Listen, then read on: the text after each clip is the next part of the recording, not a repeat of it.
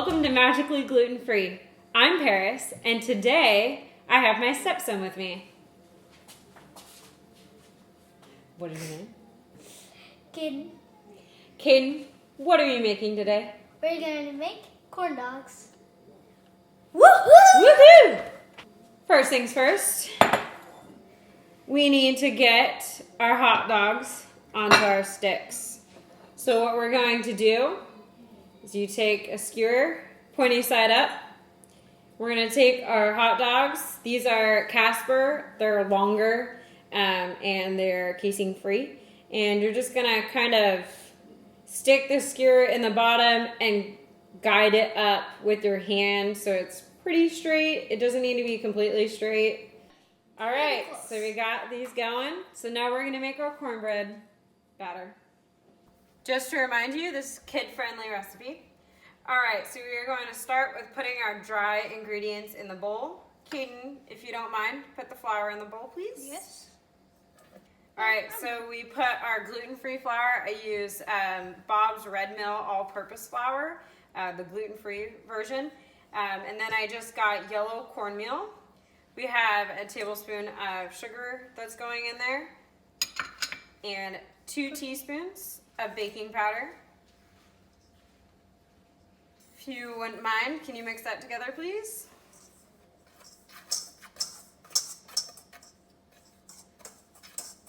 Am I doing a good job? Yep, you're doing a perfect job. Good job. Can you crack this egg, please? Yes. And while you do that, we're going to put a little bit of honey in there. Well, that cut really good. And then we're going to put about a teaspoon of salt in there. We have our buttermilk here. So you have these bubbles that are forming. That is the baking powder reacting with the acid from the buttermilk. And you're looking for a really thick batter. You're just going to want to mix until you don't see anything else. It's all homogeneous. This batter looks really good. So now we're going to put it in a deep container, a quart container, or a cup for water. As long as it's tall as this. We have plastic cups from Target that are pretty much the same height. You just want it to be able to fit your hot dog in there. We have extra long hot dogs, so we're gonna have to work with that. But that's what you're looking for. All right, so we have all of our batter in there.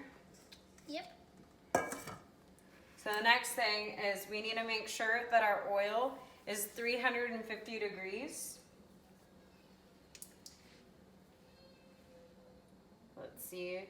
I have an instant read thermometer, so it'll tell me the temperature pretty quickly. Paris. Yeah. Why does the pot need to be, the oil have to be at 350 degrees? That's a really great question. So your oil needs to be at 350 degrees because we want the coating of the corn dog to cook completely without burning too quickly and the inside to be underdone. So if we have our oil too low, your corn dog batter on the outside is not going to cook fast enough, and so you're going to get a really oily corn dog. But if you have your oil at 350 degrees, the outside of your corn dog is going to cook perfectly. But if your oil is too hot, the outside is going to burn, and then you're going to have a really doughy inside. Yeah. You don't want burnt corn dogs. No, never. So you gotta make sure that it's right around 350. If it's a little over, if it's 360, that's totally fine. Because once you put your corn dogs in, it's gonna lower the temp just a little bit, and then you'll be at a perfect 350 degrees. So we're going to start dipping our corn dogs in the batter. This container is not quite long enough for these corn dogs, so we have to like kind of gotta get it all covered. We're gonna kind of try and swoop. Because you never want corn dog without batter. Yeah. Very true. Or else it wouldn't be a corn dog. It would just be a warm hot dog on a stick. Yep.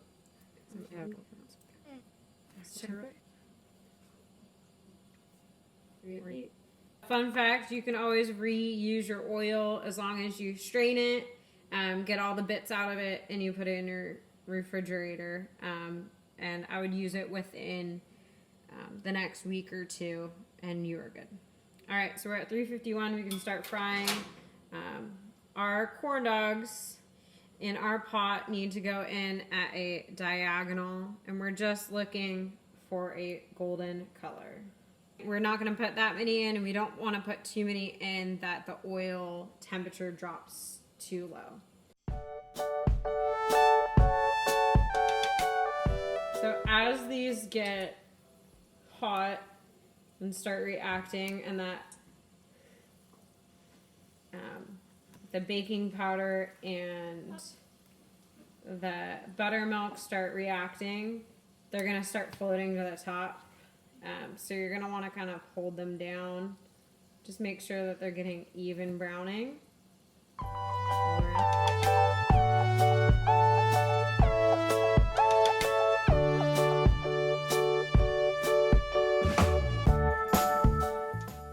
So we're looking for this color, maybe just a little bit darker.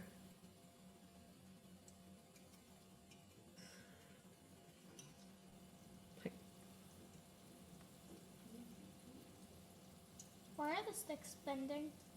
Because the sticks are not super thick. And as the heat gets to them and moisture gets to them, they're going to bend. So if you want to avoid that kind of problem, you can always use a thicker stick. These are just what we had on hand, so we didn't need to get any more. Or you could use popsicle sticks. So what you would use to make a popsicle. You could always use that. Yeah. All right. So I'm going to say this one is pretty good. We are going to put this on a rack to let just the extra oil drip off. Go over here.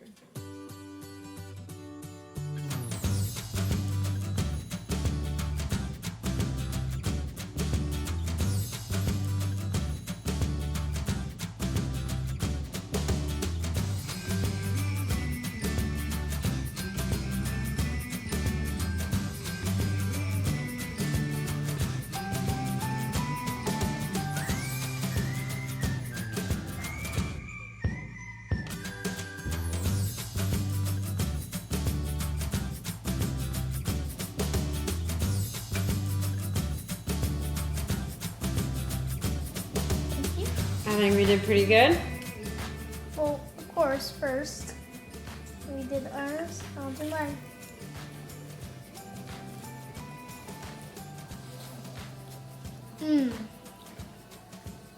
I can't believe this is gluten-free. Would you say it's magically gluten-free? Yeah.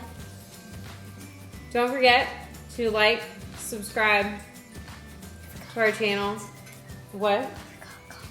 Oh, yeah, you can comment too to our channel. And ask any questions that you have. If you need help with the recipe or if you have any questions about anything, don't forget to comment, like, and subscribe to our channel. Thank you for watching. And as always, this is Magically Gluten Free. And I'm Paris. And this is my amazing sidekick, Caden. And thank you for watching. See you guys next time. Bye. Have a magical day. Yum.